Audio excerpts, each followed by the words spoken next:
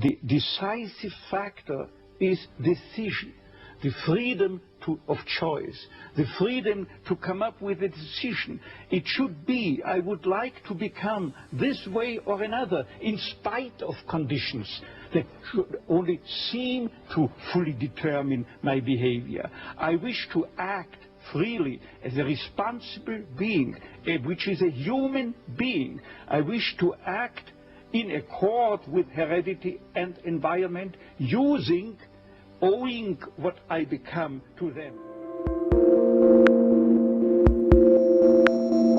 Welcome to the podcast. My name is Daniel Schoenbach, licensed psychotherapist and author of a new book on Viktor Frankl called Viktor Frankl and the Psychology of the Soul. On this podcast, we'll be exploring the psychology, life, videos, writings of Viktor Frankl and his book, Man's Search for Meaning. Our freedom is a finite freedom, a limited freedom. That is to say, a human being is never fully free from conditions, be they of biological or psychological or sociological kind. But the ultimate freedom is always and remains always reserved to ourselves. That is the freedom to take a stand to whatever conditions might confront us.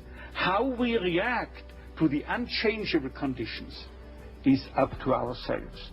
In other words, if we cannot change a situation, we have always the last freedom to change our attitude to that situation. If you've been suffering with depression or anxiety, you probably know what Viktor Frankl's talking about, like being in a situation where you're feeling tremendous sadness, or if you have anxiety, being in a situation where you're feeling tremendous pain in your heart, like your heart's racing, something very uncomfortable.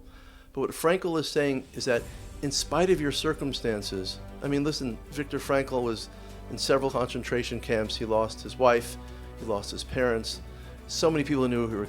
Despite his situation, he was able to, what he called, take a stand against his environment. We're all kind of limited by our situations, but in spite of our situations, we want to push this a little bit further.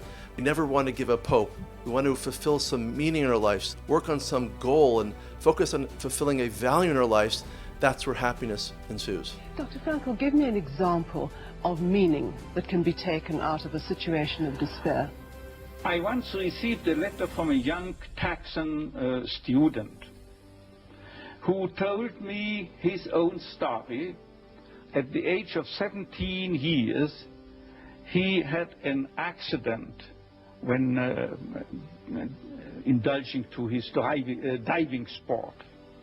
And from that time on, he was paralyzed from the neck down. And he wrote to me, I broke my neck, but it did not break me. I am at present helpless, and this handicap will remain with myself apparently forever. But I have not given up my studies. I went, because of my own helplessness, to help other people. I want to become a psychologist, to help others. And I'm sure, he wrote to me, that my suffering will add an essential contribution to my ability to understand others and to help other people. This man, three years later, was invited by me to deliver a lecture, to read a paper at the Third World Congress of Logotherapy taking place at the University of Regensburg in West Germany. He was brought in and with his wheelchair by a plane from Texas to West Germany and delivered a lecture under the title, The Defiant Power of the Human Spirit. The last sentence read, I know that this is true because that man was me. Jerry Long is a tremendous example of somebody who was able to make a difference in spite of his situation. I mean, he was a budding sportsman who went diving and broke his neck. And after he broke his neck, he was laying in the hospital wondering, what am I going to do? Is my life over? Is there no hope in my life? And if you're suffering from depression and anxiety, you actually may feel to some degree those same feelings, like there's no hope. There's nothing I can do to change my situation. Terrible feeling of helplessness and hopelessness that will ensue. But in actuality, we can learn from the story of Jerry Long that in spite of his situation, which is a physical situation, he had a hangman fracture. You don't recover from that. Some people never live after that, but he was able to survive in spite of his situation. He had to make a critical decision. What will I live for at this point? What will be the goal of my life? And instead of going into a state of despair, Jerry Long decided that he would become a psychotherapist and he would spend his life helping other people overcome their disabilities, helping other people work through what he would call an inescapable situation. He was able to do that by changing his attitude. I want you to think about this. In spite of what you're feeling, maybe it's depression, anxiety, post-traumatic stress disorder, what is an attitude you can change? What can you squeeze out of life? Maybe you're going to look at things differently. Maybe, let's say you hit a roadblock, you'll have to go in a different direction. Perhaps you follow that different direction. Perhaps in spite of your difficulties, you can help somebody, you can love somebody, you can fulfill the meaning, you could care for something in the world which has been uncared for until now. It's up to you to make that decision, and that's what Viktor Frankl is talking about. A quarter of a century, I had the honor to be the director of a neurological department at a general hospital. And believe me, throughout the time I had ample opportunities to watch and witness how most young people could master their fate. Young girls, for instance, that had danced a weekend before in a disco, then were paralyzed due to a brain tumor or a tumor of the spinal cord, a neoplasm of the spinal cord. Or how young men who the last weekend still were skiing in the Austrian Alps or driving their Yamaha motorcycle could no longer move a leg.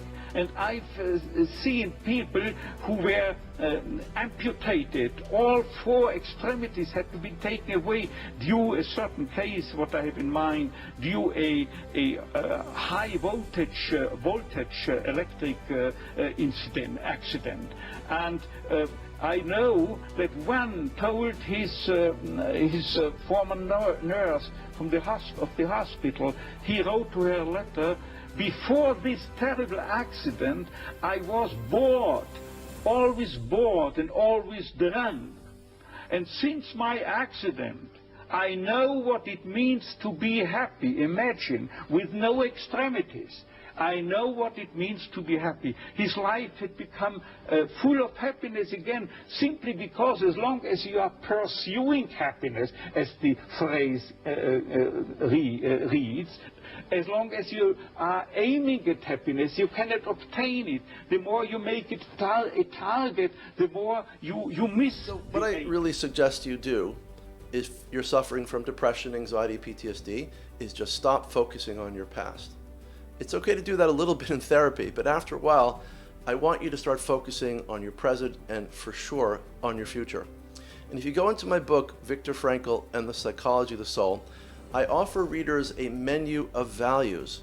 What are some of the key values? Things like kindness, things like courage, creativity, citizenship, and so on.